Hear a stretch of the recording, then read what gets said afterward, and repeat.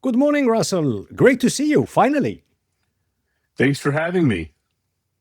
Before we officially start, I have to say your story is one of the most fascinating ones I've come across in education. So, going from a first grade reading level in college to debating law professors and designing learning systems that help students jump several grade levels. That's quite a journey.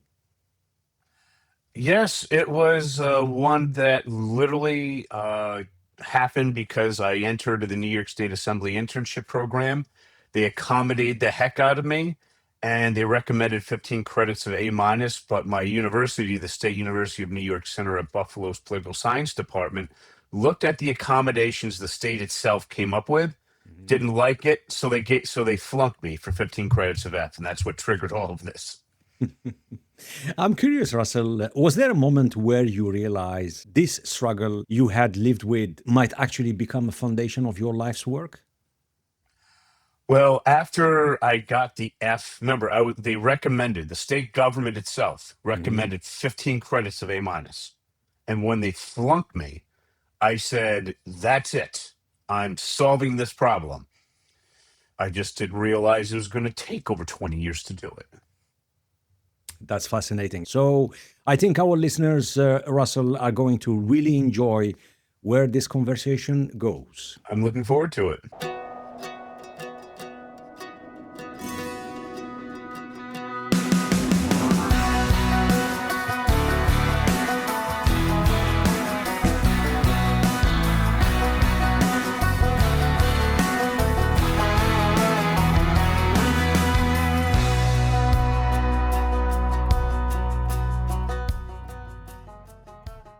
The following is a conversation with Russell Van Brocklen, a dyslexia researcher and education innovator committed to transforming how dyslexic students learn and succeed. This is Pre-Zero Sports Talk podcast, and I'm your host, Sid Bensalah. Today, we examine dyslexia, learning systems, and human performance to uncover authentic stories and insights that genuinely matter. Thank you for tuning in, subscribing, and supporting the show. If you want to support the show, please see the episode description for more details. Russell, welcome to the show. Thanks for having me. When we spoke during our intro chat a couple of months ago, what immediately stood out was how personal this mission is for you. Yes, as I said, when I got that 15 credits of F because I was dyslexic, I literally went to some of my professors that I still liked, and I said, "Where can I go to force myself to read and write in graduate school so I can teach others?" And they said, "Well, if you like political science, it's easy, law school." So I went and I did not formally enroll in law school. I went and I audited for years and years. And all started out with that second day of contracts class that we discussed, where I entered and then the professor called on me. And that's where things got rather interesting, let's just say. Yeah. Going back and talking about where all things started, exactly when did you first realize that the traditional education system just wasn't working for how your brain processes information? Well, I was told at the end of second grade that I was going into special education, that it wasn't punishment, and I certainly thought that it was. And where it struck me was it was fifth grade, and I have two ancestors who were on the Mayflower, the head religious person and the biggest malcontent of the colony, all combined into one. Um, so I really wanted to do the Pilgrims Project, but I couldn't because I was in special education. So finally, this just built up a lot of resentment until when I was in seventh grade, I had enough, and I had a neighbor who was on the school board. And how things work in the United States is you have local community leaders who literally run the school board, and they hire the superintendent who manages everything. So I literally asked him, his son, we got our Eagle Scouts at about the same time. I said, you got to get me out. So he said, I can do this once. So he got me out for history in eighth grade. That I was told I was going to flunk. I could just remember everything. I got hundreds on every test and every quiz. Fine, I won the history award for that year, and then I forced my way out for everything in high school for straight college prep for all my subjects. That's Mm. when I really realized that the system really sucked. Yeah. When you reflect now on your early school years, what were the biggest challenges you faced? Well, I couldn't read and I couldn't write. I found ways for a very short period of time, which were rather unpleasant, to read somewhat okay so I could get through an exam. Hmm. And my writing was so bad in high school, I took advanced placement English and advanced placement American history and European history. Sorry. My professor had a PhD from Rensselaer Polytech Institute, which is very uncommon in the States for a high school teacher. And he said he would have to spend an hour and a half for each of my short answers to figure out what I was trying to say. Hmm. I knew it all, but I just couldn't know what to say. So I would usually get like hundreds on the multiple choice, and then just the essays were just pretty much zeros. So I just realized that, yeah, this is a big problem for me. I was not supposed to go to college. I just went anyway. I was just too stubborn. Hmm. And that was from the get-go, from the primary school all the way to college, or? Yes, I just when I got the history award in eighth grade as the best history student. Mm. I went college prep for everything, and it was just a complete mismatch because everybody kept trying to figure out how to teach me to Yeah. read. And besides short term pushing it, I just couldn't. My writing was so absolutely atrocious. Mm. Here's a quick story to just so you can figure out just how much I was gaming the system. We have a Regents exam after 3 years of education in Spanish that you could take. Mhm. I kept passing the practiced exams, even though I knew no Spanish. Mhm. And I just took a zero on the speaking part. And the teachers wanted to know, how was I passing? Because I was taking my exams not in a classroom where you could cheat, but in the Right. special ed room where I got teachers just staring at me. And I said, well, what I did is if you look at the questions Mm. if you look at the questions, the ones that had the most words in it, in comparison, I'm sorry, if the answer with the most words in it, in comparison to the question, was right over 80% of the time, and that's what I was choosing. Mhm. So they wouldn't let me take the Regents exam Exactly. because they knew I didn't know any Spanish, but yet I could pass it with like a You can. 67. Wow. Wow. Yeah, amazing, amazing. And can you tell me, Russell, teachers and classmates' perception, how they perceived those struggles, your struggles? Well, let me give you an example for like when I was taking advanced placement European history. So just so everybody knows, in the United States, instead of A levels like in England, we Mm. have advanced placement tests that are coming out of Princeton University, and they're for college credit. A 3 out of 5 is considered passing.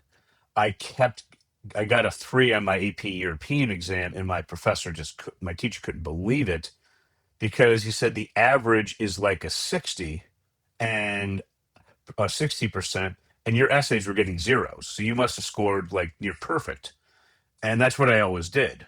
I almost scored near perfect on the multiple choice section, and I would just basically flunk the essay portion. Mhm. Mhm. And did anyone identify dyslexia early at that Oh time? yeah, as I said, I was placed in special ed in third grade. So when I was 8 years old, I was placed in special ed. Yeah. So, yeah. They just knew nothing how to help me. It was it was exceedingly ridiculous. Now that I so essentially that happened to me in the early '80s, but Mhm. there was a school dealing with dyslexia called the Gow School since 1926 in New York State. Mhm. This is their 100th anniversary. They Right. knew. They knew. They Yeah. just didn't want to bother going through the extra trouble to deal with it. When you say they didn't want to bother, is it what's the root cause? Lack of funding or the will to No, basically? well, this is really what it is. This is the top book in my field called Overcoming Dyslexia by Dr. Sally Shaywitz. Mhm. Okay, and she's an MD from Yale. Mhm. This is dyslexia. So do you see how the back part of your brain Yeah. has this massive neural activity? Yeah. The back part of my brain has essentially nothing, Yeah. but the front part Right. of my brain's about 2.5 times overactive. Yeah. Okay. Yeah. So how it's supposed to happen, and this is from a federal judge in New York State. What's supposed to happen is the kids in kindergarten, you go to Yale and you just type dyslexia Yale and say, how do I test for dyslexia in kindergarten? It's like $40, $50. The teacher themselves can do it. It's Mhm. cheap, it's effective. Mhm. Once you find out the kid's dyslexic, then you go back to Yale. How do I fix this by the end of third grade? Because in the States, kindergarten through third grade, think 5 to 8, you learn to read. Fourth and above, you read to learn. The statistics are very clear. If you pass the state, in my state, it's New York State, the English language arts test. If you pass that in third grade, you're going to be fine. Right. If you fail it, it's an emergency 911 Right. for education. For So if education. Yeah. you yes, so if you go to Yale and say, how do I fix this? They have all these programs. Each one's about $1 million to verify that it worked, funded by the federal government. Take those, pick what you want. By the end of third grade, the dyslexic will be passing that test or be close to it. Mhm. If you do not, then you're going to find what happened to one of our state leaders. His name is New York State Assembly member Brad Hoyer-Segal. Mhm. He's a Rhodes Scholar and a Harvard Law grad. He found out that his daughter Sylvia, with fourth grade, was dyslexic. Mhm. He spent $8,000 on the neuropsych exam. His family can afford it, and Right. they found out. So now, what do you have to do? Now you're in a school like the Windward Academy in the Upper East Side of New York New City. York City. It's yep. Just to give you an example, how this solved. Once you fail that test and you're in fourth grade, this is your option traditionally. Mhm. They have a 98% success rate. They take students in and they work with them for 4 to 5 years with a student to teacher ratio of 4 to 1 or 5 to 1. At the end of that, they're as educated as the best private schools on the planet. Then they send the student back to where they came from, but it's 75,000 a year for 4 to 5 years just in tuition. Wow. Crazy. Yeah, so that's what Crazy. he's doing with his daughter. When you're trying to fix that, so when you're looking at the K through 3 education system, if you don't do it the right way, a federal judge calls that gross negligence. Mhm. So fourth and above, that's where I'd come in because I looked at the educational landscape and I don't want to be fighting with Yale. They're Right. the 800-pound gorilla in my field. So when I'm looking at this, my solution is to start working with the kids in fourth grade and up so parents can teach their kids and not have to worry about sending them to a private school for 4 to 5 years. Yeah. Yeah. Russ, how did your experiences impact your confidence? Well, when I was going through school, I what happens with people like me is one of two things generally happens. Either you become extraordinarily motivated and you're just going to Mhm. fight through anything, or you become broken, shattered as a person. It's kind of like a dumbbell. There's a few things in the middle with a connection, but most of it's on one of those two ends. And I was one of those that just kind of said to heck with it. I just pushed through it. I got my Eagle Scout for Boy Scouts when I was 17, pressed through college, and just kept going until I figured it out. And it just took forever. You told me earlier during college you were evaluated and found to have roughly first grade reading and writing level. Mhm. I'm just trying Yeah. to process So, that moment. What were you thinking at that moment, Russ? well, I kind of generally knew, but what happened was, and this literally saved me in for what I'm doing. I wanted to go to grad school, and my documentation ran out. Mm. So I called up the disability office at my university, and they said there's a backlog of months for people that need this. Mhm. Just so happened that Professor Halichka had an office like less than a half a kilometer from my campus. And Mhm. I went and she said she started the evaluation, did half of it, sent the other half to a school psychologist. She wrote it up. And what happened, it confirmed I have a reading writing level of a 6 year Mhm. old. But the reason why that was so critical is because when I finished up with law school for what I needed, and I went back to the state and I said, I want you to fund my dyslexia research program, they said, okay, go to the education department. And they told me they wanted a New York State distinguished professor in psychology to evaluate me. And there were two in Western New York. And if I didn't get the approval of one of them, I was going to go nowhere. And it just so happened she was one of those two one of those two distinguished professors. So when I asked her to do this, she said she would. She called up her own department at Buffalo State College in psychology and said, "What is the most crazy evaluation, the most thorough one I could give him?" Hmm. They sent it over. She evaluated me for 3 days, over 20 hours. Oi, And what she oi. found, and I make this available to anybody who wants it, is she confirmed again, because remember, she had What's her data name from again, me from Russ? Dr. Irene Halichka. Irene. Okay. Yes. So so I make this available to anybody who wants. So she had data from me years before, so she knew where I was. I'm just not Hmm. coming in cold. And then Hmm. she spent 20 hours over 3 days just beating me up with every conceivable question. Hmm. And at the end, she said, "Here's what's going on. Uh, Generally, I'm operating parts of my brain that simply do not function. I Right. have a first grade reading and writing level. When I turn my system on, it's like a white light switch. My writing is above average at the graduate level, about the 70th percentile, and then it Hmm. can go back down again or on again with a turning up, like essentially like a light switch." And she said, "Here's what happened." And she wrote up a 5-page report. And let's just say that got the state's attention. Hmm. And did that diagnosis, which is 20 plus hours findings, finally explain years of frustration? Yeah, it pretty much described there are the diagnostic test divided the brain into 5 areas. Mine were very abnormal in all five. And essentially, what she concluded is I'm going from a part of my brain that does not function Hmm. when I turn my system on to one that to areas of the cerebrum that are intact. Hmm. And she did. It's a complicated 5-page report, but essentially that's what she's saying. Correct me if I'm wrong here, Russ. At the same time, I think you were working inside the New York State Assembly. Yeah, well, that's what kind of triggered this. That was in the spring of 1997. Okay. That was 29 years ago. So when I went to the assembly, I showed them my neuropsych evaluation, Hmm. and it freaked them out because back then you had the traditional internship is you had the elected official, the chief of staff, who was probably an intern a year or two before, and the intern. And so, You had to answer let me phones. What's let that? me ask you one thing. You showed them your evaluation. Was it a one sheet Yes. one sheet Oh, no, evaluation, no. or This was Dr. was Alichka. okay? Was the whole thing basically It was a several page report, right? and it freaked them out because they knew I couldn't do the internship the way Right. it's structured. Hmm.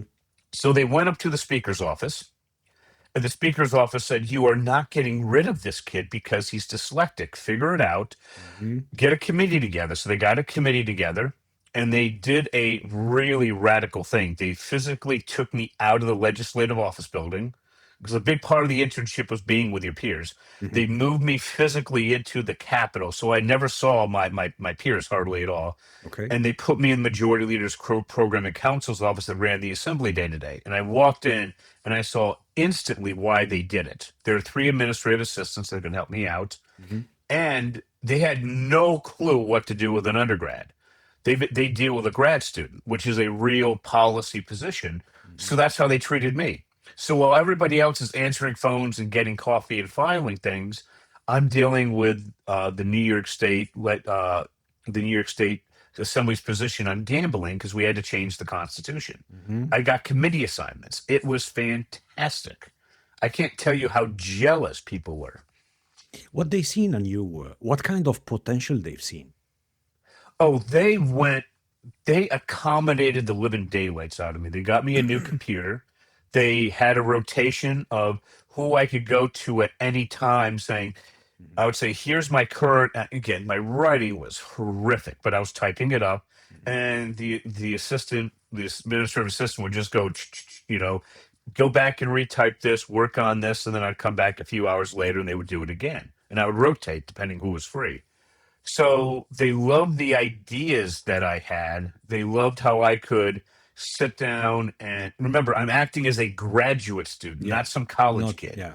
So they would have people come in, we would discuss things, and they liked the fact that I could actually act like an adult. And the other thing that I voluntarily did is I spent a lot of time on nights and weekends there. All right. The other kids, right when they could, they just left. I stayed around because I understood what this was. Mhm. This wasn't a internship. This was a really long job interview. So I planned, and just so everybody knows what I gave up by doing this, there was this is crystallized what I how I knew how power worked. The budget came out, and back then it's printed. It's like this thick, and some of the newer members didn't get theirs for a couple of days. Mhm. So a former intern came in. She's talking to the office manager, and she's now a lobbyist, and she needs a budget for her to do her job. Sure. So the office manager calls down, "Yeah, I need another budget. I don't care. This is the majority leader's office. Actually, don't send me one. Send me an extra three because she could use a few for her Yeah. colleagues." So she got the budget that was supposed to go to the elected officials because she knew the person who ran the place, Yeah. and that's what I was offered lobbying positions. I Mhm. was offered state positions that I knew would grow very quickly because I knew the people that ran the place, Mhm. and I gave all that up to fix dyslexia. What was your reaction, Russ, at that time? When they flunked me, Yeah. I was furious. All right. So, and that fury held up to when I went to law school. Remember, Mhm. I'm auditing. Mm. Okay. I don't care about, I'm just here to learn.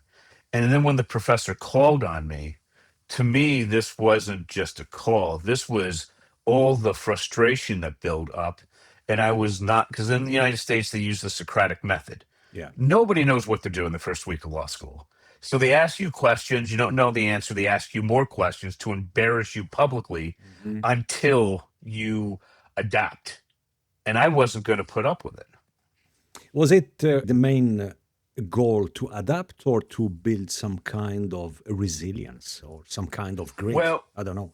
well, you have to understand what law school is. Mm. You get thrown in front of a judge, you have to argue any side, anytime, instantly. There's no coddling here. The But then, courts are overburdened. They train you from day one. If you can't answer the question, they will keep asking questions and embarrass you until you adapt. Mhm. It's So trial basically, by fire. it's a training or kind of a personal development to develop this kind of persona that can win an argument. Put it this way. Right. But what happened to me is when they called on me, I didn't respond as a student. I Mhm. responded as his equal. Well, understand, this professor was teaching longer than I was alive at the point. So he goes after me, I answer. He's nothing's working. He tries different angles, nothing's working. I'm now attacking him. I know where he's going multiple steps ahead of time. He knows where I'm going.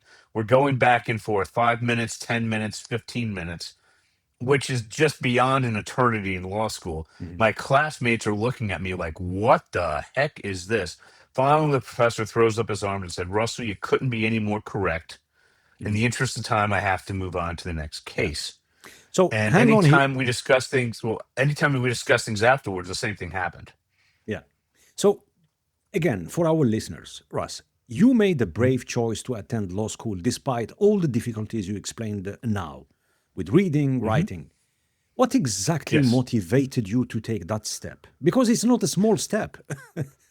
No, I mean, what happened was as I said previously, I was going to force myself to learn to read and write so I can help others. Yeah, that's one thing. And But then yes, law school, you it's had no choice. You had what ended up happening. I'll tell you what happened with the reading.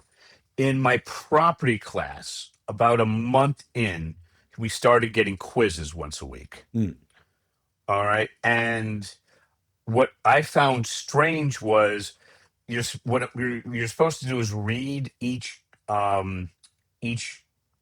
question and think for 3 to 5 minutes. That's how sophisticated it was to try to fool you. When I read it, I read slower than molasses as usual. But once I finished reading, I could answer it within like a second. I didn't even think for 3 to 5 seconds. I said, that's the answer. Mhm. And I would finish up with a quiz faster than anybody. And I almost always had perfect hundreds. And I said, this is easy. And people said, well, how can you be so good at law school but not become a lawyer? Well, then I came into legal research and writing, and I just couldn't keep up. Mm. So it took me years to learn how to write, about a month to learn how to read. Yeah. So you said you had no choice, but I, you I faced the essentially, problem. You faced the problem heads on. yeah, there was nothing harder to do than going to law school to force myself to learn to read and write when I couldn't read and write. This was the lawyers read and write more than any other program in grad school in the United States. Mhm. There's nothing comes close to it as far as the sheer volume of reading, the sheer volume of writing. Writing, It yeah. is the ultimate of a liberal arts education. And I just knew if I stuck with this long enough, I would learn to read and write. And I didn't care how difficult the journey was. And it was an interesting journey. Yeah. Russell, you described a moment when you were debating a professor and something suddenly clicked. Can you walk us through that moment? Sure. So what happened for the first time in my life is everything came into focus and I could just see everything clearly. Mm. What I found out later is that essentially, well, I'm talking about the overactive front part of the brain. So if Mhm. you ask a dyslexic, in your speciality, do you have ideas flying around your head at light speed but with little to no organization? The answer is yes. So what I found is we are horrible with general to the specific, but we excel at specific to the general. Right. And when you think that way, I was asked a very specific point and I had to go up, but for the first time, everything organized. And I have 2.5 times the neural activity in the front part of my head, which finally came into focus.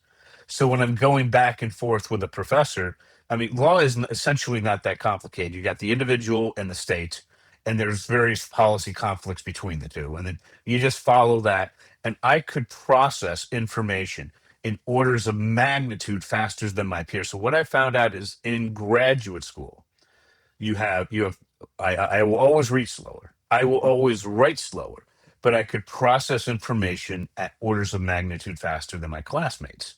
So in grad school, dyslexia is an extraordinarily unfair advantage. Mm. What was going on through your mind during that exchange with that professor?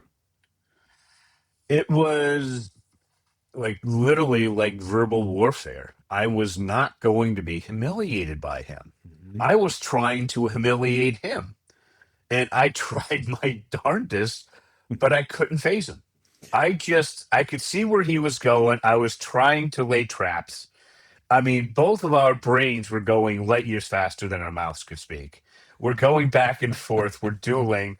Nobody in my class has any idea what the hell's going on. Wow. And what would happen later is my professor would actually invite some of his colleagues to watch, and he would ask me a question. We would go through this again, and then came back and said, what the hell? This 1L law student who's not even a student, he's freaking auditing the class, is laying these traps for you. You're springing them, trying to give traps on him. He sees it coming. He's like, what? We never even heard, read about any of this. Oh my Our God. third L students can't do this. Yeah. And I said, yeah, welcome to freaking dyslexia. Mhm. All right. And just to give you another example of how unfair this is, when I got, after I went back to the education department and with Dr. Holichka's report, and she really recommended they look forward to this. Now the state was like, darn, we have to do something with this. So I had to connect it to another professor.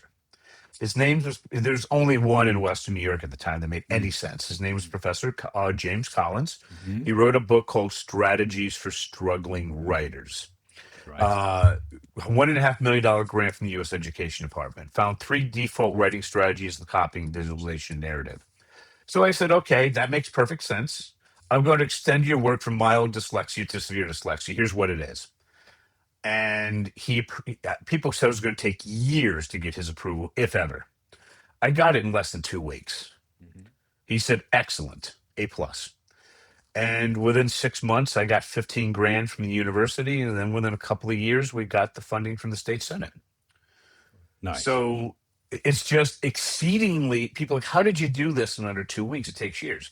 I said, there are certain advantages for being dyslexic. Mhm. Mhm. Many people believe dyslexia is only a reading problem. What is really happening in the brain? What's really going on, again, we're looking at the brain scan, is everybody's trying to get the back part of the dyslexic brain to do things. Mm. There's nothing going on there. So I just ignore it. So you're in sports. So the best way I like to give an analogy, uh, what sport are you really horrible at? For me, it's basketball. What Mhm. what sport do you just stink at? Soccer. Soccer. Okay. I want you to imagine we are going to get you the best soccer coach on the planet, Mhm. and you're going to get the best soccer equipment. You're going to get the best training for 6 months. And then we're going to give your competition, they're going to have to use used Walmart equipment. Okay. Mhm. Junky stuff. And then you're going to go up against them. Is it going to matter? Or are you No. still going to lose badly? Yeah. Okay. So that's kind of like dyslexia. So your traditional kindergarten through high school, that part of the brain, we got nothing going on. Mhm. You can't accommodate it. It's just going to be a mess. So how oh well actually so you can accommodate it at 75,000 a year for 5 years. Like, okay, that does Mhm. work, but most of us don't have access to that sort of money. So what the solution is to look at the overactive front part of the brain, and according to Yale, that deals with two areas. It's called word analysis followed by articulation. Mhm. So typically, what happens is I'll have parents come to me and say, my elementary school child is writing essentially randomly placed misspelled words. They can't read. Nobody knows how to fix this. So, what I'd like to do is take about 10 minutes to answer your questions, to actually show you how this is solved in real life, to solve what parents can't do for years and show you how to fix it in about 10 minutes. Right. Can we go ahead and can we do that? Yeah, go ahead. Okay. So, have you ever known an elementary school dyslexic kid really well, or not really? Yes, I did many times. When I was Okay. coaching, yeah, many times. Okay. I want you to think about a specific kid, preferably around 9 or 10. Do you Mm. remember that kid? Yes. Yeah. Yeah. Okay. You need to change their name to protect their privacy. Mhm. And so, what's the name of this? What's the made up name of the kid? Max. Max. What was Max's speciality? What was his area of extreme interest and ability? Um, since it was sailing, Max was very good in terms of visualization. He can Right, but he visualize. really loves sailing. He does. Yeah. Okay, so we're going to Sailing. keep it that. Yeah, go ahead. Yeah, Sorry. so his favorite thing was sailing. Yes. So we're keeping this very simple. So he loves sailing. So what we're going to do is I'm going to teach you now in the next 10 minutes how to solve this problem for Max. Mhm. Okay. And just so everybody knows, how much education do you have in teaching dyslexics to overcome their writing issues? Almost none. Okay. So after Zero. this 10 minutes, you will be more qualified than the most special ed teachers in the world. Let's do Okay. that. So here we go. So just so everybody knows what we're doing, I'm just going to go back to the science again. Mhm. We are going to take Max. We're not going to work on the back part of the brain because he has nothing going on. We're Mhm. going to move to the front To part, the which is front two and a part. half times overactive. Mhm. And Yale said this is done by word analysis followed by articulation. That's what this part of the brain does. Mhm. So what we're going to do is you're going to first type, you're going to open up a laptop computer with a real keyboard, not an iPad, not an iPhone, and certainly not handwriting. Mhm. And then you're going to type out hero plus sign. What are we talking about? And then Max is going to copy that. Now, but he can't copy, it's not allowed. Professor James Collins Now we have hero plus sign. What are we talking about? We're going to swap out hero for Max's name. So now we got Max plus sign. What are we talking about? Then we're going to go to a list of 10 things Max really, really likes, and then 10 things he really, really dislikes. At the top of that list of what he really, really likes is sailing. So we got Max plus sign. What are we talking about? We're going to swap out what are we talking about for sailing. So we got Max plus sign sailing. See how we got there? Right. Yeah. Okay. Now I'm going to try to fool you with two of the simplest questions you've ever been asked. Once, if you answer these exactly, it works. If it doesn't, you're going to have an epiphany in what dyslexia really is. Do you think I can fool you?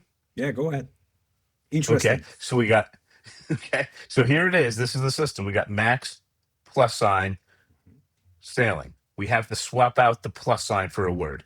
Here's my very specific question. Does Max like or dislike sailing? Max likes sailing. Yes, but that's not what I asked. So what did you ask? Okay, let's go back to it. I said, does Max like or dislike sailing? Intriguing. So what's the answer? I'm lost here. Okay, so I have you nice and confused. Yes, completely. Are you You are got me you there. ready for your epiphany? Go ahead. Okay. I asked, does Max like or dislike sailing? You did what almost every educated person does. Mhm. You took the word like, added an S to make it a proper sentence. I see. Why did you do that? Because let's go back to the science. To the You're doing science, this in the yeah. back part of your brain where you have Yeah. massive neuroactivity. This is automatic for you. Max has nothing going on back there, essentially. He doesn't know how to add the S. I see. Yeah. Okay. So how would the $75,000 school deal with this? They use an Orton Gillingham multi-structured language approach, which means they use seeing, touching, hearing, everything available to figure out how to do this. And that's why the student to teacher ratio is so tiny, 4-to-1 or 5-to-1. And this just takes forever. Okay. And that's how they do it. But let's use modern science. So we're going to take things from the back part of the brain where he's got nothing going on and move it to the front part, where we're doing word analysis to start with. So what we do, if I asked Max this, he would have said like, because that's exactly what I asked. And then he would have put like in exchange with a plus sign. Max like sailing. Here's how we get him to actually write it out correctly. I'll say, Max, read what you wrote out loud. Max like sailing. Max, does that sound generally correct? He's going to say no. I'm going to say, Max, fix it. Max likes sailing. We practice that for the other 9 likes and 10 dislikes. And Now, 10 do you see dislikes. how that's a very simple form of word analysis? It is. It is. Okay. Then we're going to go because reason 1. Do you see what that the reasons are a simple form of articulation? Okay. So we've now moved from the back part of the brain to the front part. Give me a simple reason why Max liked sailing. He loved water. He loved the connection with water, with sea. Max liked sailing because he liked the connection with the water and the sea. Now, do you see how we have a whole mess of misspelled words? Yeah. Okay, here's how we fix that. Number 1, we got to deal with the grammar because teachers don't know what to do when they get randomly placed misspelled words. They can deal with the little stuff and the medium stuff. They're excellent at it. So how we fix that is we ask Max to read what he just wrote out loud. Forget about spelling for now. Doesn't sound generally correct. If he says no, you say fix it and to keep doing it until it's fixed. Now the teachers can deal with the grammar. Now the spelling we're just going to fix. We tell Max to drop a period. For every time he misspells a word, he has to retype the entire sentence. And he's going to say, I'm not going to make that mistake again. And he's going to keep making it again and again, And again. between 3 and 13 times typically. And each time he's going to concentrate harder and harder. I'm not going to make that mistake. And he keeps making it. And he concentrates harder and harder until he gets it correct. That deep concentration is where the magic happens in the front part of his Mhm. brain. Mhm. So we're going to do that until everything's spelled correct for the next 9 likes and 10 dislikes. And then for reason one, reason two, all 20 sentences. Reason one, reason two, and reason three, all 20 sentences until everything's spelled correctly. Now, what you've done is you've taken your kid from writing a bunch of randomly placed misspelled words to writing 3 reasoned sentences with decent grammar and correct spelling. Here's the other little secret. If you can write it, they can read it. If the kid can write it, they can read it. Right. So the reading has also improved significantly. It's that simple. Wow. Thank you, Russell, for sharing that exercise. It is simple, not obvious at the start, but it is simple. And that, Well, if you go back and look at, again, here's the parts of the brain. The front part is Mhm. 2.5 times overactive. It deals with word analysis followed by articulation. That's how you apply it. And how do you explain why so many dyslexic individuals excel mainly in graduate school or in complex analytic fields? Oh, that because the most important thing when you're dealing with us is that we are academic specialists, Mm. not generalists. So let me give you an example. I just want everybody to understand that the following case was an edge case. It was unique. Mhm. I never saw this before Casey. I will never see this after Casey. I met Casey at the end of 5th grade. She was 10 years old. She turned 11 over the summertime. She was reading and writing at the 2nd grade level. And Casey wanted to do reading first. I said, okay, I'm not fighting. I'm not fighting you. It's not efficient, but that's what she wanted. So she was interested in Theodore Roosevelt. So I assigned her this little book called The Rise of Theodore Roosevelt, all 900 pages of it. This is, depending on who you ask, 10th grade to first year college level, think 15 to 18. She's reading like she's, 7. So Casey went to her room. This is her choice. Mhm. Worked 3 hours a night for the next 6 months, and most of the days during the summertime. At the end of that, you could turn to this random page, point to that random word, and she would tell you the dictionary definition. She jumped 8 grade levels in 6 months, Wow. and I worked with her for 15 minutes a week. Wow. Fascinating. Oh, well, that's just the beginning of it. Casey's mom came to me and said, is this just for books that she likes? I said, okay, let's try something she doesn't like, which I assigned her this Mhm. Walt Disney, The Triumph of the American Imagination, all 1,000 pages of this. The second universal theme of what makes the Disney magic normally takes my students 1 to 3 years to find. Casey found it in 3 months. When I asked her, what happened when we went from a book that you loved to a book that you can't stand, she said her motivation dropped about 50%. The most motivated kid I ever worked with. Here's why this is so important. Most normal kids will drop 75 to 90%. So anytime you operate outside of their speciality, their motivation is almost zero. I mean, it's just way down. And that's why education fails, because our educational system wants us to become well rounded until we specialize in grad school Mhm. where we excel. The other issue is if you ask a dyslexic in grad school, in your for your when you're for your brain, do you have ideas flying around your head for your speciality at light speed but with little to no organization? They're going to say yes. So the solution is to force the dyslexic brain to organize itself by using writing as a measurable output. Let me just give you a quick example on that. Imagine you were asked this question. You'll automatically know what to do. What effect did Martin Luther King's famous I Have a Dream speech have on the American Civil Rights Movement in the 1960s? You would know automatically, okay, let's go look up Dr. King, look up the speech, Mhm.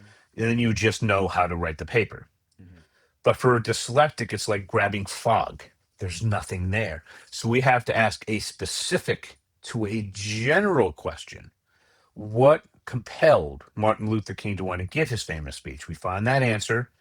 That answer gives us a question, which gives us an answer, which gives us a question, gives us an answer. That forces the dyslexic brain to organize itself using writing as a measurable output. So the short answer to this complicated question is we have to force the dyslexic brain to organize itself so that we can process information in a linear sequential way, because the front part of our brain is just so active, there's just no organization. That's the Organize. problem with Yeah. dyslexia. I hear you, and yeah, it's fascinating, fascinating. Thanks for sharing all that insight and knowledge. It's so far I learned so much. You know, just jumping or shifting gears slightly about what we talked about so far, and let's talk about designing a learning system. So, at some point, you shifted Russ from asking, why do I struggle, to asking, how can I design a better learning system? When did that change occur? It took years. After I presented in New York City, that initial study. So just so you know what people what we did. I went back to my old high school. I was funded by the state. We took the super motivated kids, the super intelligent kids. They were juniors and senior in high school, and they were reading and writing at the middle school level. So one class period a day for the school year, we increased their writing to the average range of entering graduate students. They all went out of college. They all graduated, GPAs at 2.5 to 3.6 on a 4.0 scale. We were 3x as successful as the best dyslexic college at the time, which was a 2-year transfer college. And it was less than 1% of the cost. Cost New York State taxpayers less than $900 a kid. So when I presented in New York City, two things came out. Number one, I went in there cocky because I thought I just solved dyslexia. Well, wow, was I mistaken? I spoke to the senior professors, and they said, you had 2 students this last year who started off at the middle school level and then writing at around the 70th percentile of entering grad students. We don't care. We want the craft of research. And I was like, the craft of what? It's a book that came out in 1995 by the University of Chicago, designed to teach their PhD students to write doctoral dissertations. Yeah. It's context, getting everybody on the same page, coming up with an original problem statement that needs to be solved that you actually can do, and then a unique solution. And I said, you want me to teach this to dyslexic high school kids before they go to college? They said, yes. Just understand, no private school in the United States teaches this material at the high school level. It's too evolved. So then I go and I present to the teachers, and they said, excellent. Does this work for normal kids? And I said, absolutely not. They said, come back when it does. So I came back 8 years later. That's how long it took me to get that. So, yeah. So what I initially came up with was I had to put both of those on the same track. So I started off with context when it came to the craft of research, and I divided that into simple context and advanced context. And so when I talked to the teachers, I want to know, to the gen ed teachers, and I'm sure this works everywhere in the Western world. Right. I asked the teachers, what is it that you need from me? And they said, until we can get these kids to write a basic 5-paragraph essay, we're talking 9, 10-year-olds, we don't, at a C level, we don't know what to do. I said, okay, if I can get you the 3 body paragraphs, can you do the thesis and the conclusion? They said, yes. So I said, okay, that's what we'll do. So the curriculum that I came up with, I'm going to give you an example of how well this works. We follow what I just told you. The kid's speciality during the intervention period. Then you can put them back in normal classes. By intervention period, I mean we're going to take them from where they are to grade level or above in reading and writing. So we start off in a speciality, what they really like. We get an audio book and a normal book. Then we move on. We teach them from the specific to the general, and then word analysis followed by articulation. So people want an example, like, does this even work? I said, okay, the example, it's in the book that I'm about to come out with called If You Can Write, You Can Read. And the person that I'm going to give you an example of, her name is Kimberly. We met on Facebook on December 27th of 2024. She's a homeschooling religious mom with 5 kids who has some college. She, using traditional methods, taught her other 4 kids to read and write brilliantly. Not average, but way above average. She failed miserably with her 10-year-old son, Reed. She just spent $700 a few weeks before we talked down in the state of Ohio to test her kids. Reed was reading at the 11th percentile, writing at the 4th percentile. Kimberly was ashamed, embarrassed, very concerned about his future. So I worked with her for half an hour a week for the rest of the school year. She worked with Reed for an hour and a half a week, three 30-minute segments. Most parents do 10 to 15-minute sessions. At the end of the school year, which was in June, he had an increase, which I'm not telling you about because over the summertime, Reed's friends came to him and said, Reed, we want you in public school to be with us socially. So in the first part of August, he was in a public school getting retested. Mom's miles away, much better data. Call it 8.5 months later. His reading went from the 11th percentile to the 64th. His writing went from the 4th percentile to the 65th. His grammar jumped to the 97th percentile. Wow. Now, what happened? I talked to Kimberly in late February. She said Reed has been mainly getting A's and B's. They had a tremendous family tragic event. So he just stopped doing his English. He stopped turning in his English projects. So that's currently down to a C plus. Once he turns them in, it'll probably be a B minus or a B. Even if it was all C's, which clearly it is not, this would have been a successful case because Kimberly did what every mom dreams of. And in less than 9 months, she did what took the best private schools years to do. And she did it at home in a fraction of a time. Wow. That's how powerful this is. Wow. Yeah. It's powerful because I'm trying to picture or put myself in her shoes.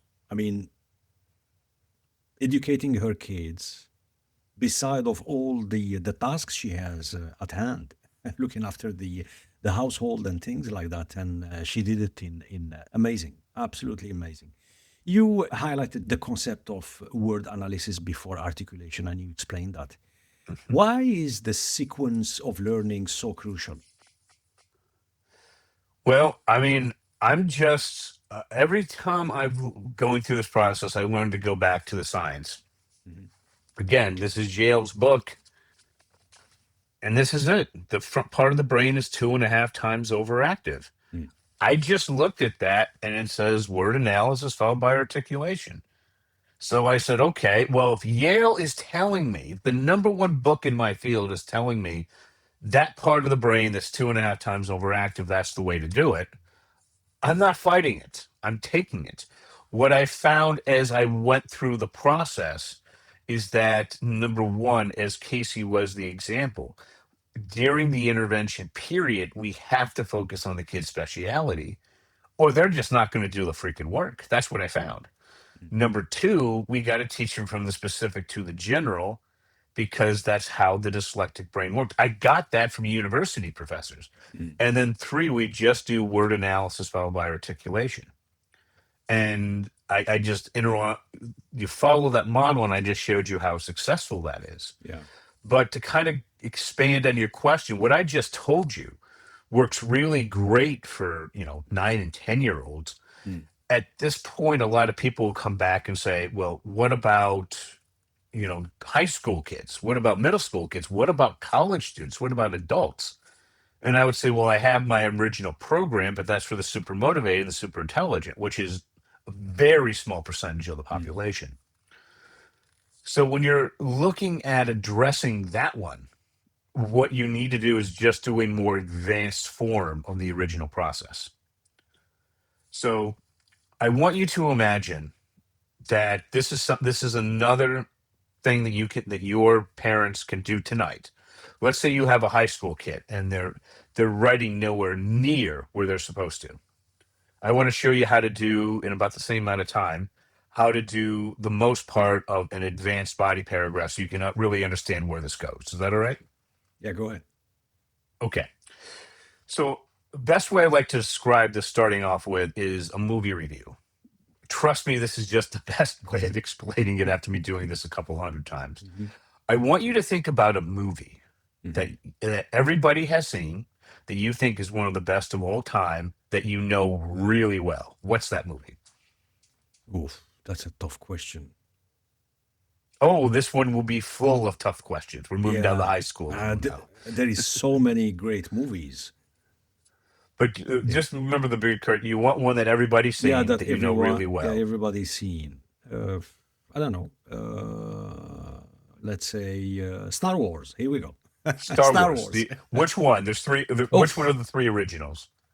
let's start with the latest one. Okay, I'm going back to the original ones from George Lucas, not the modern Yeah, Disney yeah, George nonsense. Lucas. Yes, yeah, Okay, yeah, so let's talk about Return of the Jedi. yeah. Okay, Classic. so yes, so here's what I want you to do. I want you to tell me in one word, one universal theme, the best word that represents that entire movie.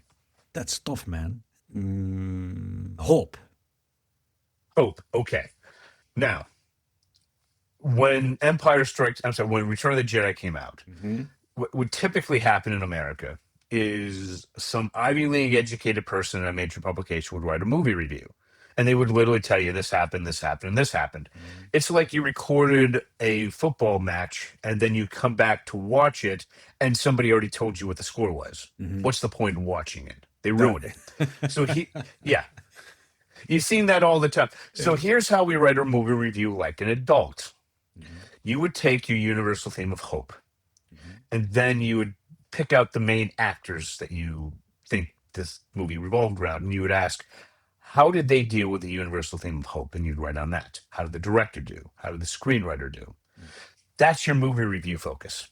Then people can read it and say, do I want to see this movie or do I not want to see this movie? If I do, now I know what to look for, but you haven't ruined it for me. You've enhanced my experience. Here's the problem: the universal theme of hope is so broad that you can only write a movie review in the broadest of strokes. You can't laser focus because it, it's just too broad of a universal theme to use it as a lens for anything more than a broad brush. Make sense? Makes sense. Yeah. Now, I'm going to traumatize your audience. I'm going to take you back to high school Mhm, and Shakespeare. mhm. Okay. For some of us, that's traumatizing. For some, it's joyful. But the reason why I'm doing this is because Shakespeare was the ultimate in the English speaking world of communication, universal themes. Just nobody comes close. Mhm, So if you look at a standard Shakespearean play, you'd have a hero. mhm, The hero would want to do something. mhm. It's based on one or more universal themes. There's an ultimate villain, which is a person, a Person. concept, or some combination there too. And they would try to stop the hero from accomplishing their goals. For Act One, the tension would start building.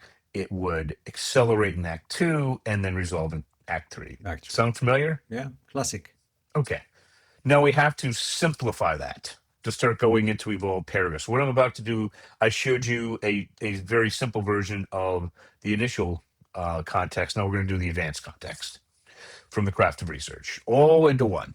So what we're going to do is we're going to look at the script in this case for the Return of the Jedi, Mhm, and we're going to find out a hero, and then in that hero, the hero is going to want to do something.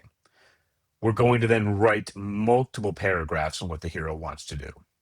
For each sentence, we're going to pick the most important word, mm. and then we're going to line up all the most important words, and then we're going to pick the one that best represents what the hero wants to do, and that's going to be our base universal theme. Here's the problem: just like what you did in the movie review with the word hope, this word is going to be too broad. We can't laser focus. It's a horrible lens. Mhm, So what we have to do is then to tell the dyslexic kid, you're going to take that base universal theme, you're going to type out the word, and then you're going to go to Merriam-Webster's online dictionary, and you're going to pick out your definition, and then you're going to type out the definition. And I can hear your audience now, but my kids won't do it. And you are correct. If you're outside their speciality, if you're inside their speciality, they will do this. Yeah. That is, again, that is the most. Remember, Casey dropped 50% in motivation when we went from what she liked to what she didn't like. Normal kids, you're down 75 to 90. You have to be in that intervent. You have to be in that the speciality for the intervention period. Mhm. Okay. And So go ahead. yeah, when the first time you started testing and using your system, were you surprised by how quickly you improved? Yes, but let me just walk you through this because this is critical. Yeah, go All ahead. right. So I want your audience to understand how they can use this with their kids. So once you have that universal theme, um, once we have the base universal theme, then what we do is we go to the thesaurus, Hmm. and you can do 5 words, 10 words, the entire level, multiple levels. For each word, you're gonna if they don't know it, because here's the key thing: the front part of the brain deals with word Yeah. analysis. If you don't know what the word means exactly, you cannot do word analysis. Mm. Okay, so the kid types out, let's say you pick 5 or 10 words. They type out the word and the definition for those 5 or 10. They're looking for the word that best matches what's in their head. Once you have what's in their head, that is now a very specific universal theme. It's never going to be perfect, but you have now a much more specific universal theme that you can now laser focus. Define the ultimate villain who can best stop the hero from accomplishing their goals. I normally start off with people and eventually get to concepts. So now we have the hero, the universal theme, and the villain. And we put that into a basic sentence. So now here's the key point. As the kid's typing out the word and the definition, at some point, they're going to do it so many times, they just know the word and the definition. I've had kids do this at 11 and 12. And by the time they're 16 or 17 and taking the SAT or ACT to go into high school, the verbal section is essentially a vocabulary test. So now they remember 70, 80% of the words. And this is how we jump the reading level up grade levels, because after a while, they will know hundreds of these words. So now that we have that, do you see how that's an advanced form of of word analysis? Mhm. Okay. Yeah. Now we're going to do an advanced form of articulation. So then we're going to come up with because, and then we're going to add 3 really good reasons, best we can. For each reason, we're going to reduce that to a 1-word universal theme. That's simple. And then we're going to go to the script of the Return of the Jedi. We're going to find a quote at the beginning of the movie, a quote at the end of the movie, and we're going to put them together. Then we're from those 2 quotes, we're going to form our topic sentence. Now, do you remember in college that when you took your education, do you remember that going from the topic sentence to your data, it never flowed very well? Do you Yes. remember that? Yeah, yeah. Have you ever thought of applying a warrant to a body paragraph? In my case, yes and no. Okay. You're When right. it comes to a warrant, most people outside of PhD students don't know what that is. All right. Some do, most don't. What it is it's a base part of the craft of research. It basically is connecting a topic sentence and the data by answering a how and why question. Yeah. So we have our topic sentence. We now answer a how and why question, and we connect it to the 2 quotes. Now, when we teach things in our paid courses, we finish up the rest, but that'll give you an idea. Here's how powerful this is, and this is the last point on this part of the discussion. I had a 7th grade, 13-year-old dyslexic student who was doing this, and I decided to take his senior brothers. He was 17, a high school senior, in advanced placement English, and he took a paragraph. I sent it to a university professor. The university professor said, "Oh, that kid's using a warrant. This must be at the college level. This is technically more evolved than the EP English high school kid because he used the warrant." When his older brother found out, he flipped out, couldn't believe it. And I told his younger brother, my client, "Isn't that beautiful? That accelerated his self confidence like you can't believe." Mm. And that's how you do that. That's the basic part of doing advanced body paragraphs. Yeah, it's amazing. It's amazing how the system you put in place, how it triggers and help youngsters with dyslexia to discover the inner qualities that they have. And Yeah, but just think, in a little bit over an hour, I just showed you how to do basic sentences. I just showed you how to do a more evolved body more, yeah, paragraph. yeah. That's how simple this is. And what are we today? What do you mean today? Where are we? What are Where we are we today? today based on the system you just described in terms of implementing this kind of system universally? Well, I've been. We've met on Podmatch. I've been the number one guest. This is my third month doing it. I've been the top 6 for the past 7 months. This is my 200th, 11th podcast since April. We're trying to get the word out because it's such a horrific mess. But as you can imagine, it's not easy. So I decided I needed another dramatic example. So I just kind of gave you the context version. I met another podcast host and his son, Grayson. Just to show you how far we've taken this. Grayson is in the 99th percentile for math and science. He is not dyslexic in the least. He's just your typical super genius student. Yeah. Grayson wants to get his PhD, work for NASA, our space agency, and to terraform Mars. To do that, he needs to publish in an academic journal, which means we have to not only show him what we just discussed, we have to show him how to do a problem statement and a solution. And we're in the process of doing that. How old do you think Grayson is? 10, 11? Exactly, he's 10. So the process that I just showed you, his father's racing through that. All right. Right. I already know what he needs to do for the publication. So we're going to walk him through all that, and we assume he'll be done probably at 13 or 14. So what will happen at 14 is we'll send him in. We're going to submit the article for publication. It will be rejected. So once it's finished and it's rejected, we're going to introduce him to a senior professor in that area, have Grayson go in and say, here's my article I want to publish. It was rejected for all these reasons. Can you help me so I can get this published? And watch the professor's jaw drop, because this is a decade before he's supposed to be doing this. So even if it took another 5 years, who cares? He gets published. Then in his PhD, he does it a few more times. Then he's an excellent candidate for NASA. Yeah. I'll go back to the case study you talked about earlier about the homeschooling and the mother helping her her child improve, and it did improve dramatically using your system. Does it suggest, Russ, that the system itself is more important than the institution? Yeah, you have to understand why this is such heck on the. I'm just not going to call it just dyslexia, but the neurodiverse.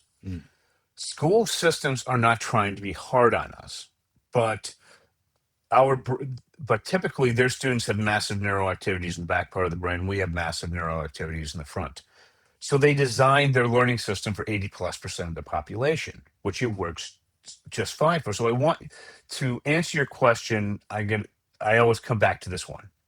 I want you to think back to your education. If you did 2 things, if you planned your studying properly, gave yourself enough time, and then you planned it properly, and then you worked really hard, you either did really well or really, really, really well.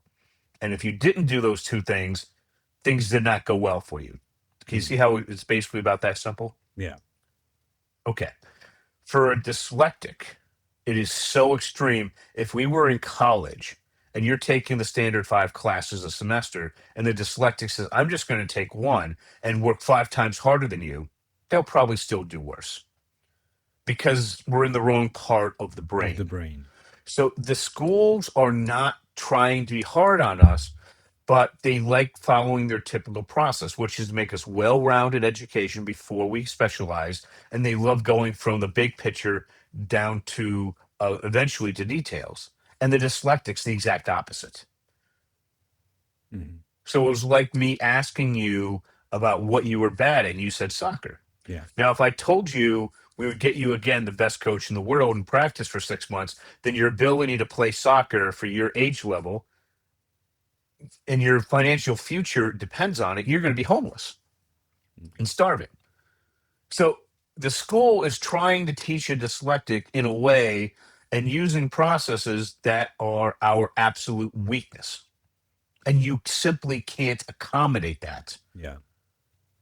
Yeah. For parents listening to this episode, what practical steps can they take? Well, the first thing is, if you're dealing with kids that are really young, and I'm talking 5 or 6, just Google Yale contact them, ask them, how do I get my kid tested? It's inexpensive. Once you find out that they're dyslexic at that age, you have to be merciless and and literally it's almost, you just have to go in and be absolutely ruthless with your school system. Contact Yale. They will tell you how to educate my kid, and we got to get this done by the time they're the end of third grade or when they're 8. Because if you don't, then you either have these $75,000 a year private schools or what I've described. I tend not to work with kids until they're 9. All right, because the older they are, the quicker they pick this up. And if you wait until they're 9 or above, we can show you how to do it. But it's really one of those two choices. Otherwise, it just keeps getting worse, and they keep getting more and more frustrated. And I can tell you now, when you go out into the workforce with artificial intelligence, if you don't know how to use that and you're not you just can't be employable. And just a quick note on artificial intelligence: when OpenAI came out with their $200 a month pro plan in December of 2024, I bought it that day.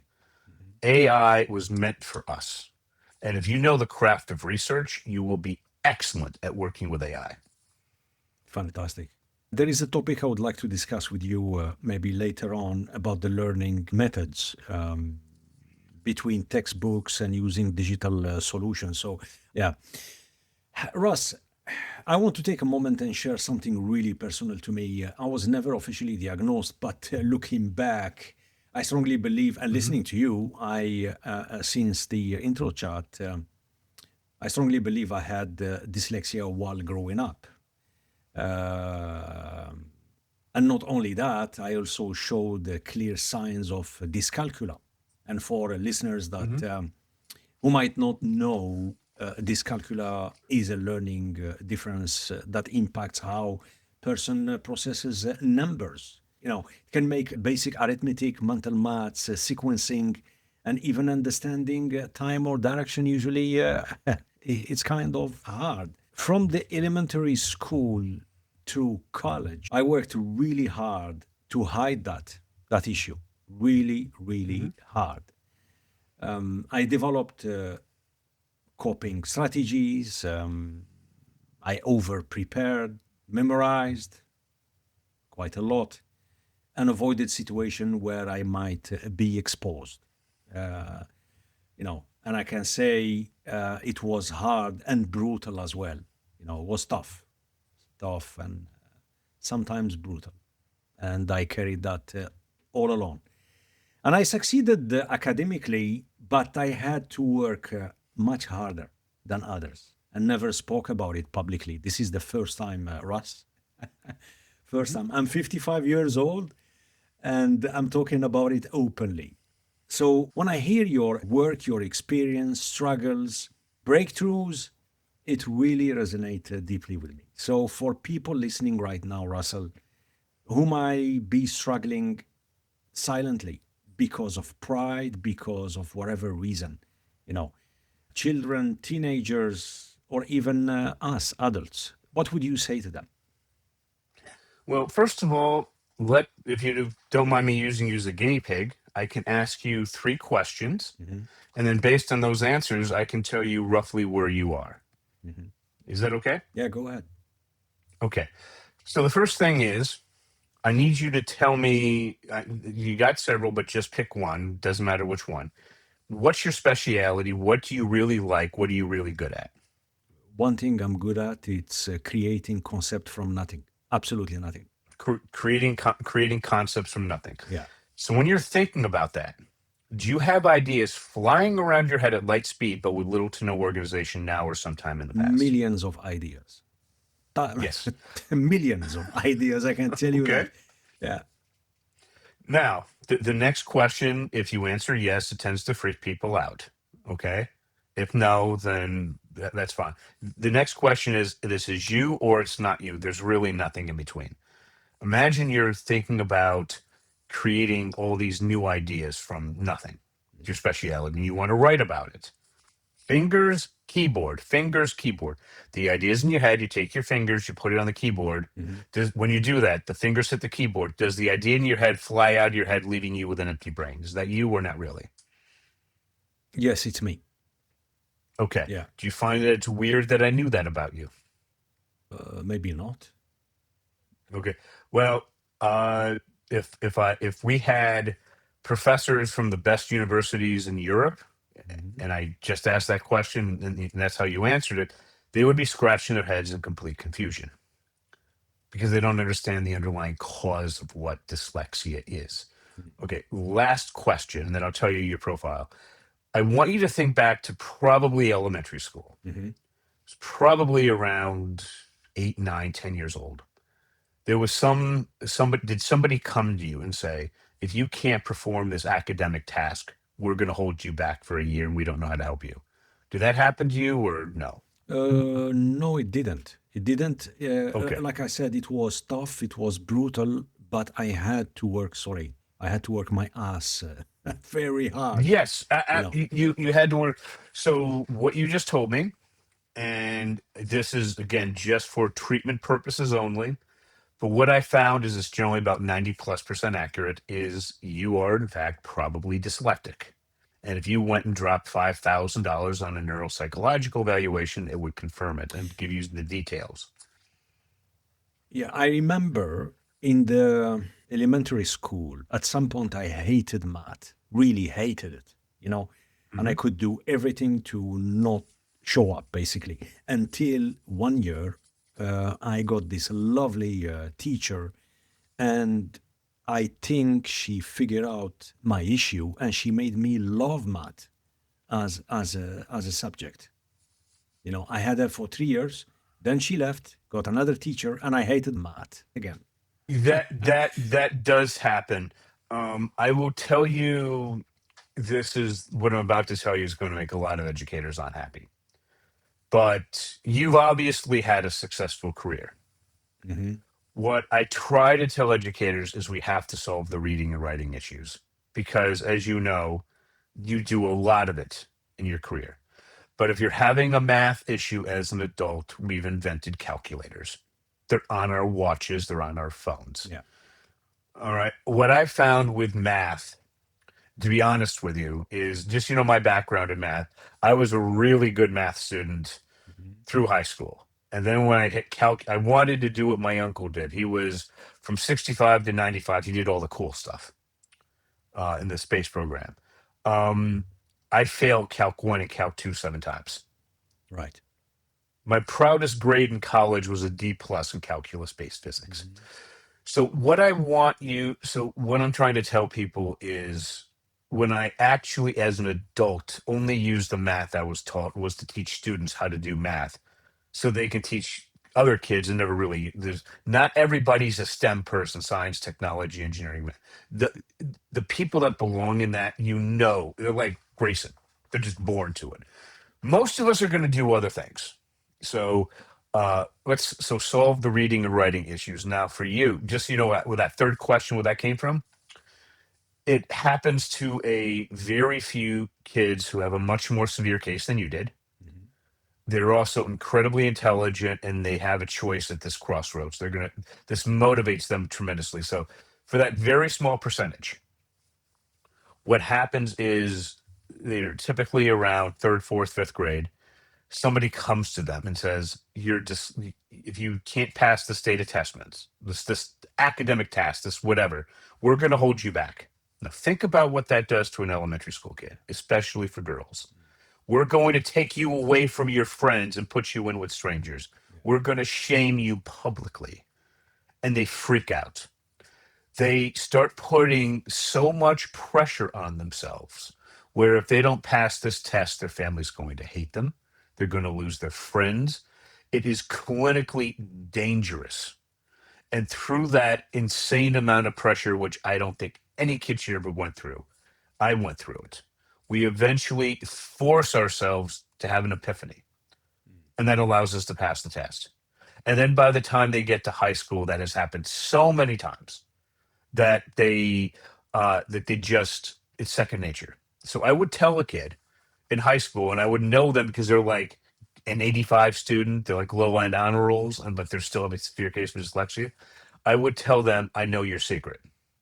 And they want their parents to leave the room because I talk with them online, and I tell them what happened, like I told you what happened, and they freaked out. They start crying. They never want their parents to know. Why am I telling you this? Because in my original program, those super motivated kids, the spelling and grammar increased from middle school to grad level. The teacher did hardly spend any time on spelling and grammar. I knew, because this was their best teacher, when she was teaching the body paragraphs and she starts teaching these kids that, they would just automatically know how to fix it themselves because they went through that hell. I talked to each of them after they were done with the course, and they all confirmed that happened to them in elementary school.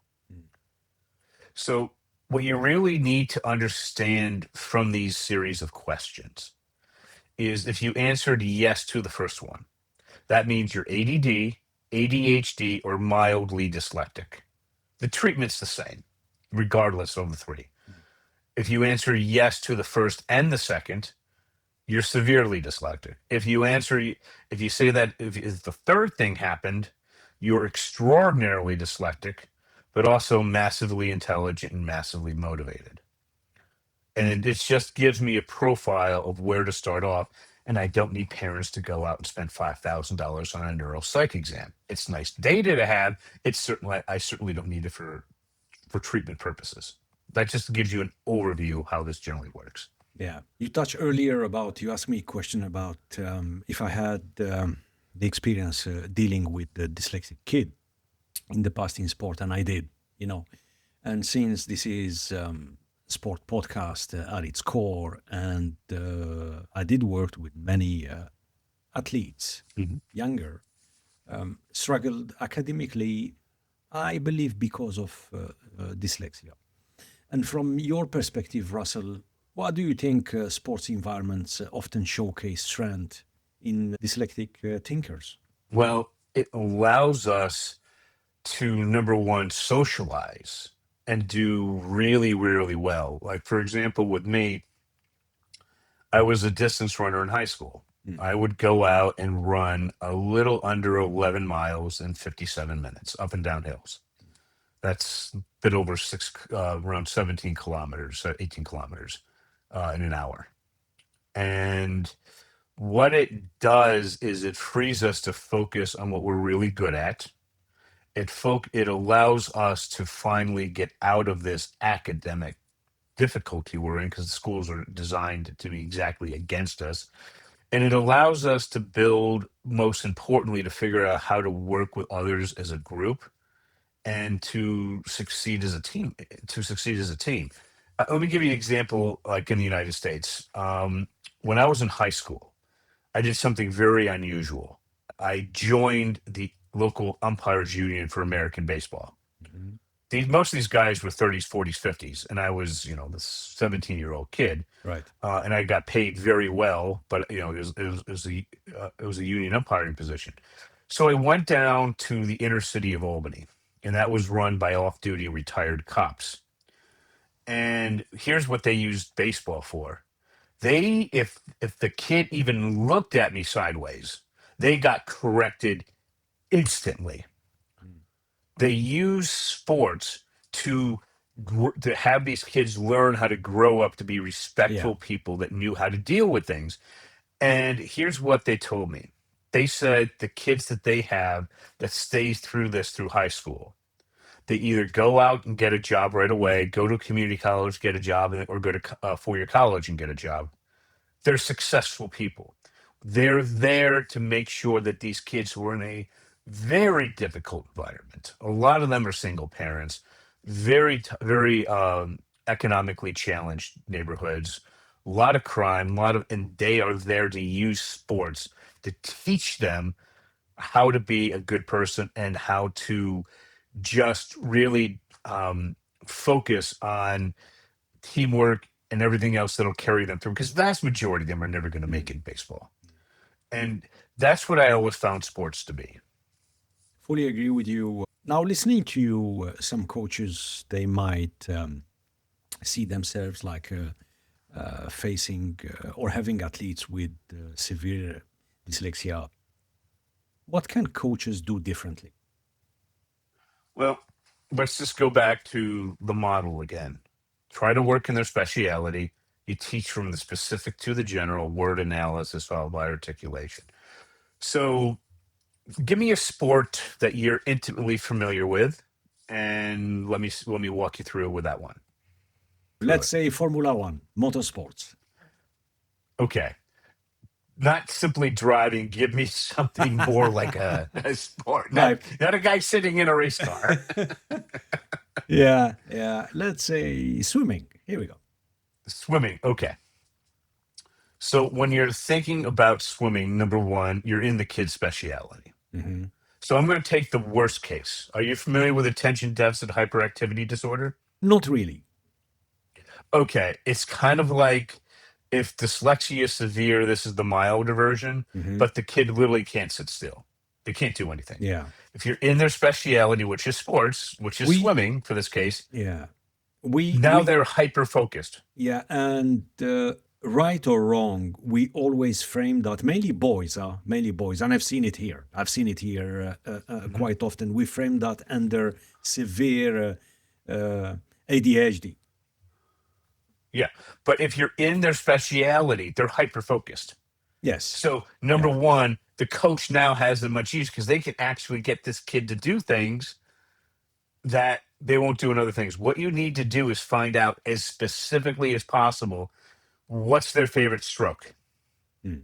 what's their favorite, and start there until they've mastered it. So, let's say I'm just going to throw one random one out as breaststroke. Mhm.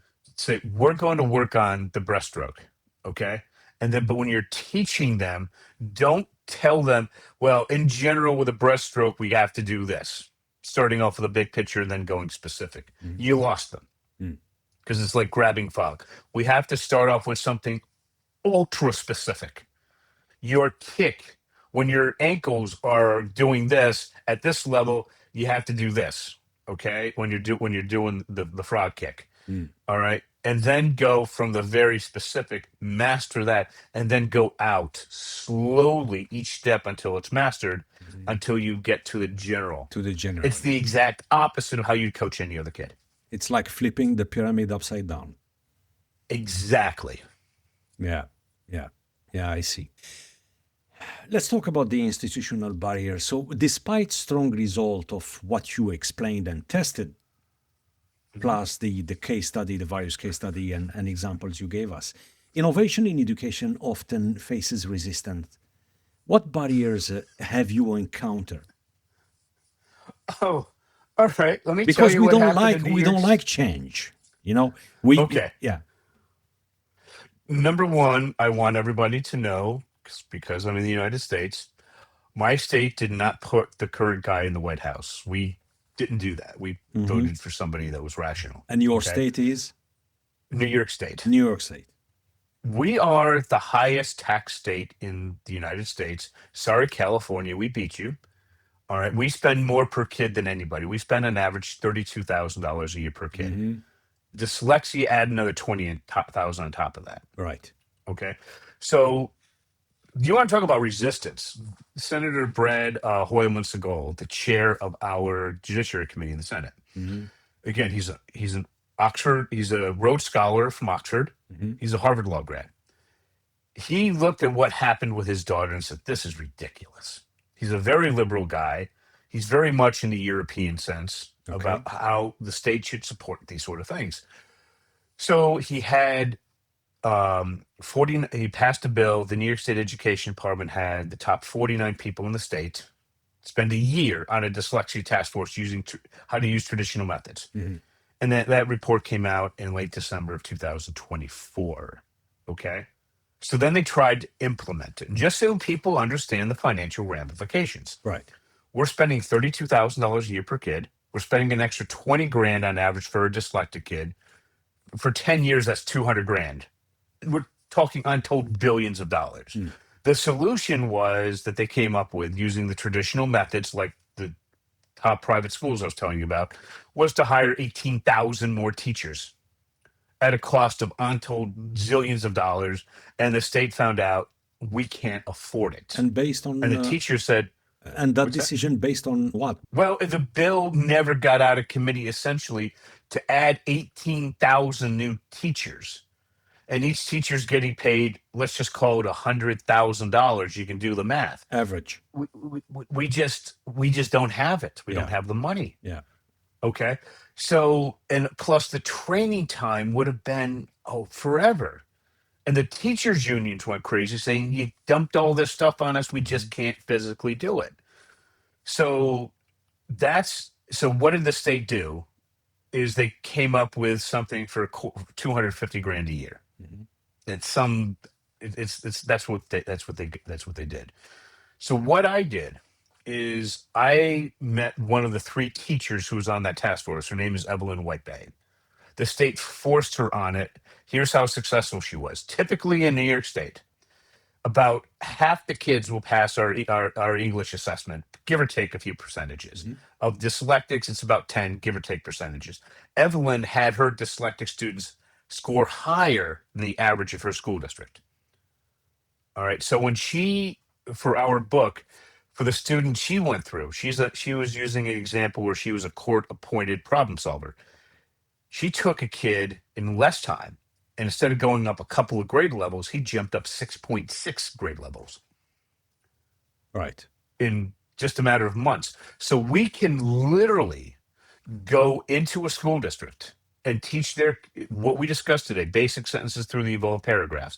We can teach them that entire process in about 6 hours, not months, not weeks, one day. 1 day.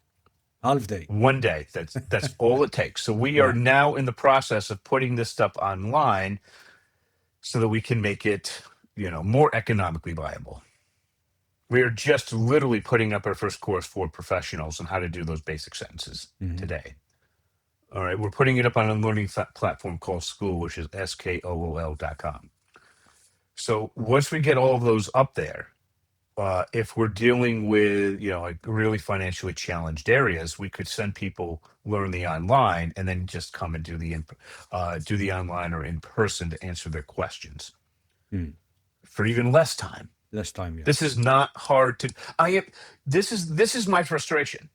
Kimberly is a homeschooling mom, and she is brilliant, but she just had some college. In New York State, we require a bachelor's degree and a 2-year master's degree.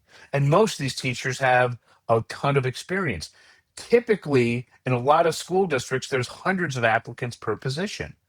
They're in the top 1% of their field. And yet Kimberly, in a fraction of the time, ran circles around them using this process. That's the frustration. It is so bad that I essentially just tell parents, just do it yourself. We will walk you through the process. And by the time you could have got done fighting with the school district, you would have already solved the problem. It's that ridiculous. Russell, the resistance, is it more political, bureaucratic, or cultural? I'm just going to go back to the science. And just again, this is most students, this is 80% of what the schools deal with. We got nothing going on back there. They set up a system that works beautifully for 80+% of the population, like we discussed earlier. Yeah. All you have to do is plan properly and work really hard, and it'll work for you. Dyslexics are so completely different that it goes against the institutional framework, and they say, well, we'll accommodate you. Like I said, I asked you that question about soccer, accommodate all you want. It's not going to really work. All right. If a politician or a decision maker reach out and say, hey, Russell, could you redesign our education system for dyslexic learners? But the thing is, we don't need. So here's what we really need to do. This is what I've learned, just nut and bolts in the system. I was told in my original study, I would go into the school, the teachers would do exactly what I say, and we would have clean data. The teacher in the original program, she's brilliant, her name was Susan Ford, said, I want to be a co-pilot. I don't want to be a passenger. The teachers freaking detest the PhDs because they have a master's degree and years of experience. Mm. They don't want to be told what to do and how to do it like their children. PhDs need that to get their clean data. The teachers want to adapt my process to who they teach and how they want to teach it. So I have made that possible. So we could have two teachers working with essentially the same general student population, teaching this wildly differently across the hallway in two different classrooms. So all we need to do is we just need to speak directly to the teachers. They're going to all come to me and say, Russell, there's a part of your curriculum that I just don't like. And I'm saying, fine, change it how to meet your teaching style and who you're working with, and you'll get similar results. I'm just here to give you the general process. Mhm. Parents have to do exactly what I tell them because this is not their profession. So for the leaders, that's all we need to do Mm. is to get Evelyn and me in front of them. We just got done teaching this in New York City to New York City public school teachers. I've been teaching them for 11 out of the past 12 years, and I missed 1 year because it was, COVID. Yeah. All right. Yeah. But is that simple. It's not that hard to do. It is harder to arrange the time than it is to actually go in and just completely show them what to do. Mm. There was a study here a couple of months ago, beginning of 2025 here in Sweden, that Mhm. the education level went down completely. It's a disaster, put it this way. So the government took a decision to invest and inject 100 million US dollars to bring back the textbooks, believe it or not. Because we invested so much on the digital solution, you name it, laptops, screens everywhere, and things like that, starting from the kindergarten, all the way to college. So now they're bringing back the textbooks to every class, not ditching completely the digital or screens, but reducing to a minimum. Now, in the case of dyslexia, any advice? And you explained earlier beautifully the best way to support is to have a screen and a keyboard. Any advice you would like to showcase or highlight here? Yeah, I'm not talking about the 80+% Gen Ed kids. I'm talking about the neurodiverse. Doesn't really matter because here's the problem you're going to have with textbooks. Dyslexics like marking them up. Mm. So actually, it's kind of a negative. So what I would tell parents is go and get a Brother laser black and white printer, and do not order your cartridges from Brother. Order them from Amazon. Okay, because Good then you point. can print this stuff out and they can mark it up all they want. So Yeah. I have had kids where, and I found that I'm just literally telling you, I found this Yeah. amusing. The book was like 30 years old and it Mm. was falling apart, and the kid marked the living hell out of it. Mm. And the parent, they wanted to charge the parents for a new book. And I said, no, you pay them for what it was. It was a For, falling apart old book. But the kids are going to want to mark it up. What is good about having it on the computer screen is they can manipulate the text, mm. which is more important. So that would not be of a particular benefit for dyslexic kids. And I'm going to tell you, as I said with Grayson, we work with the top super motivated gen ed students.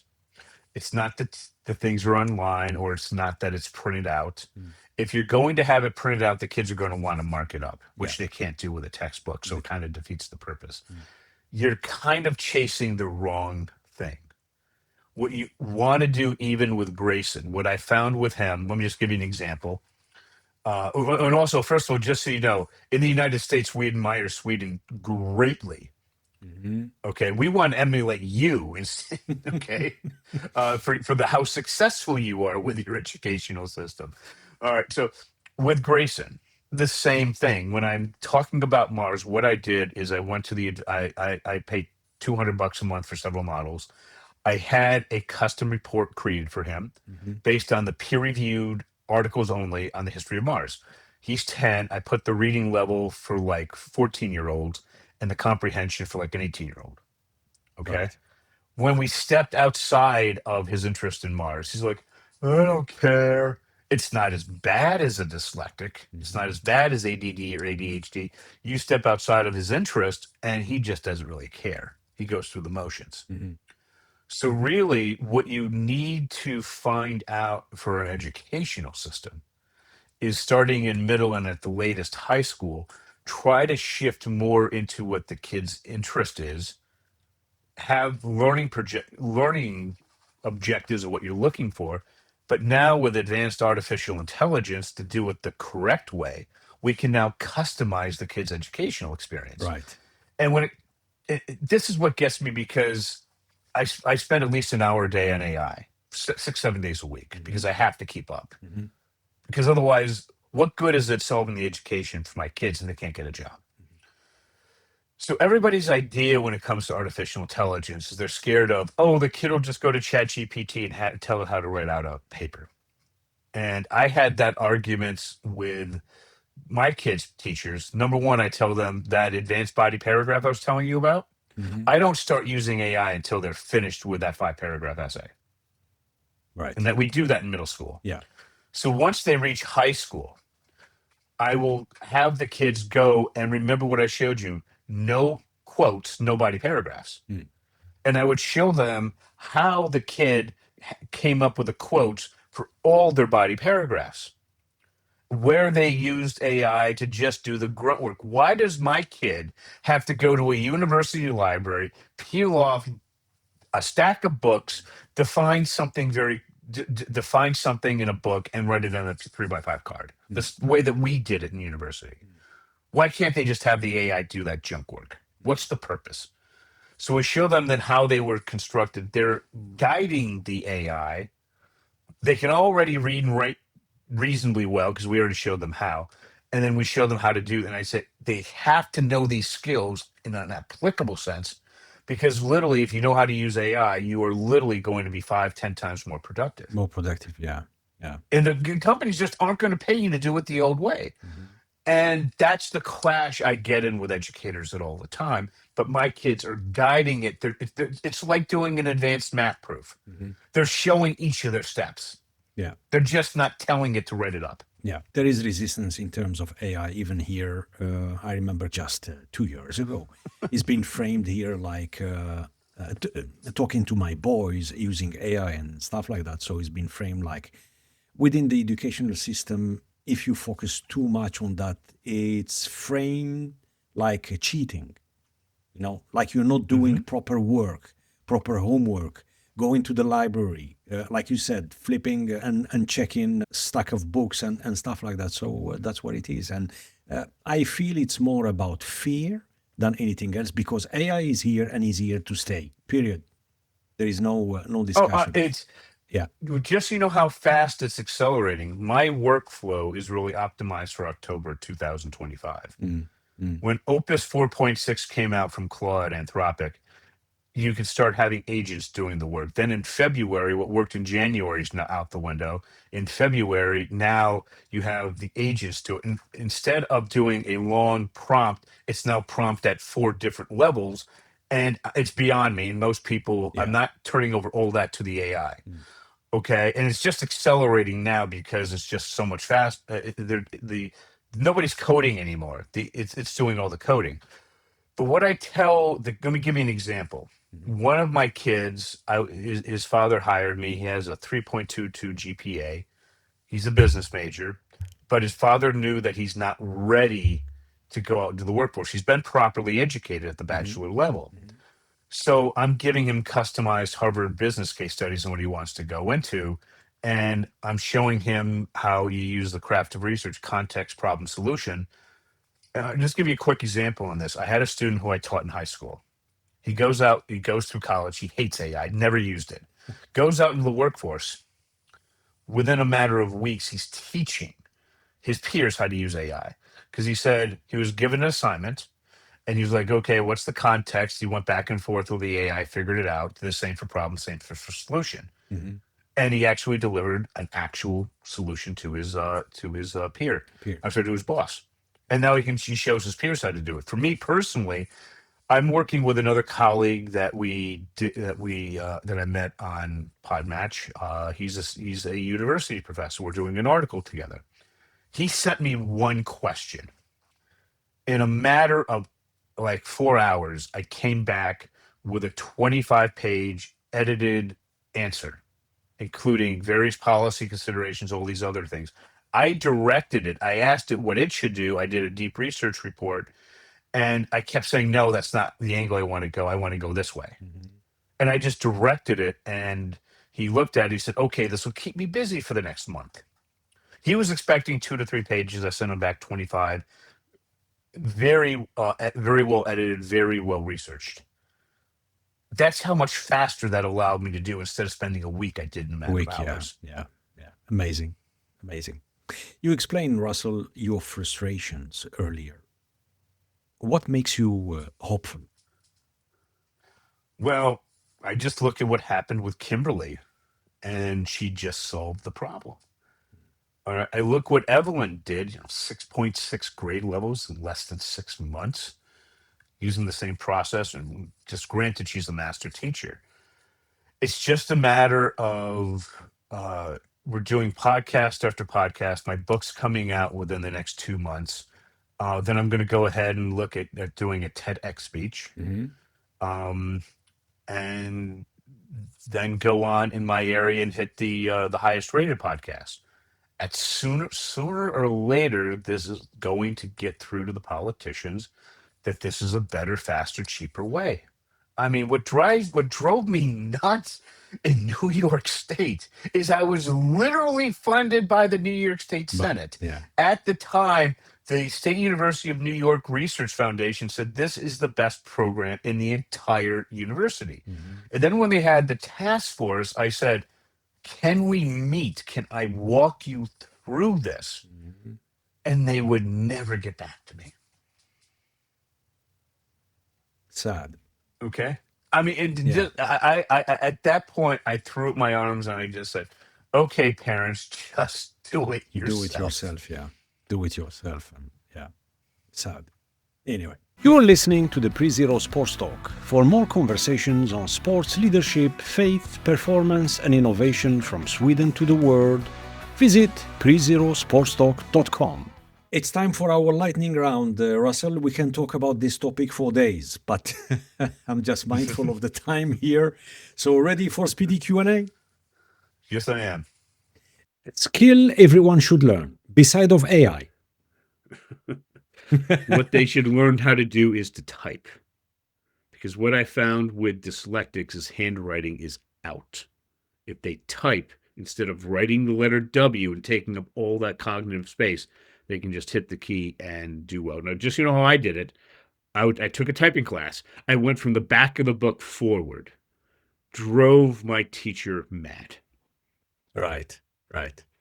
Your favorite way to recharge after a long day or a long week?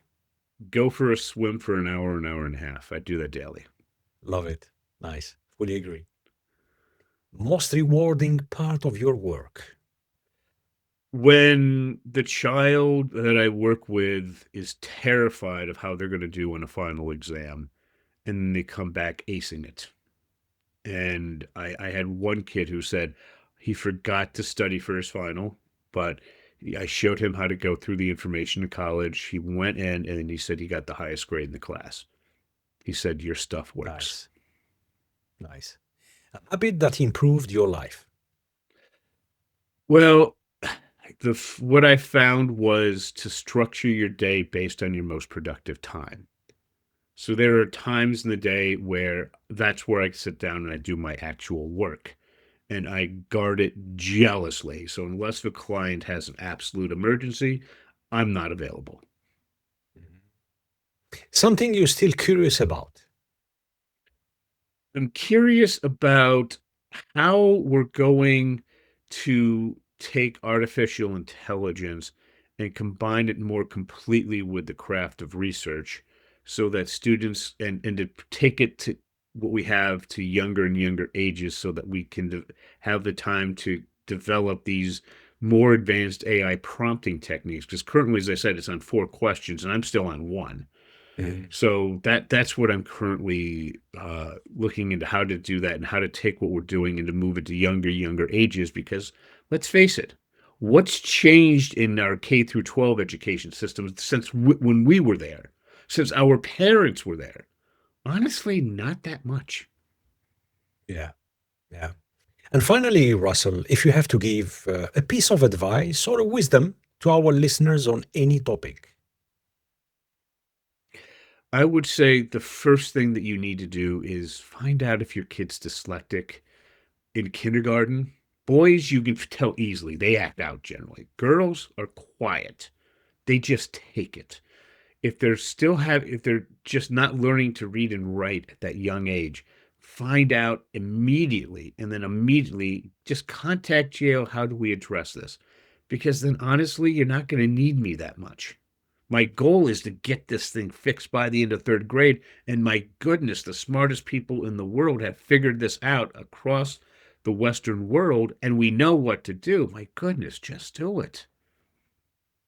Russell, thank you so much for sharing your insights on dyslexia, learning systems, and human potential. It has been a pleasure having you on the show. Thanks for having me. That was my longest podcast out of 211 of them. As we conclude, I leave you with a few words from Temple Grandin, who once said, "The world needs all kinds of minds." Maybe that's the deeper truth here, and that's really what Russell's work is about. It's about understanding that different wiring isn't a flaw, it's part of a large design. It's not a mistake or an accident, but purpose. It's about creating environments that prioritize dignity over diagnosis. Those who refuse to label a child as broken simply because they learn differently, that shift us from judgment to understanding, from frustration to patience, from limitation to possibility. The world does not need fewer minds with dyslexia. It requires schools, families, and leaders who know how to nurture them. Because when we respect how someone is wired, we don't just improve their academic outcomes, we rebuild confidence, we renew purpose, and at times we renew hope. Thanks a lot. We want to thank you for joining our show. If you enjoyed this episode, we have more for you. You can now watch the entire episode on our YouTube and Spotify channels. While you're here, subscribe and don't forget to tap the bell. Visit prezerosportstalk.com to explore more conversations on sports, leadership, faith, performance, and innovation. From Sweden to the world. Until next time, stay curious, stay inspired, and make a difference. We'll see you soon. Take care.